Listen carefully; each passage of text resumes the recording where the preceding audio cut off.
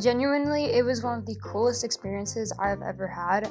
I said it at the end and I'll say it again. I have never had a conversation like that before, and I've always wanted to. I feel like it was really mind-opening for me, hearing the other perspectives, because a lot of them were different than mine. But it also, some of the things that lined up showed what needed to be changed the most. You're seeing like these vastly different people, and they're all saying the same thing.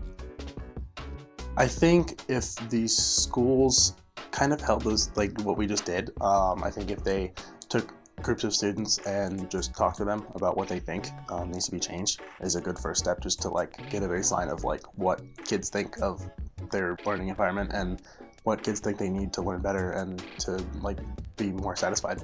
The next thing I think they should do is get more information and get more groups, but also implement the ideas that we were saying in this small group setting and spread it around schools. I saw a lot of my own ideas and needs reflected in other people, which I didn't think was possible or an option, because I really just thought that everybody else was kind of just like going with the flow too, and that nobody had these same opinions as me.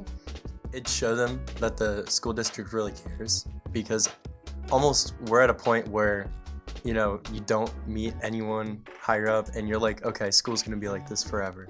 But to me, it showed that you guys are actively like trying.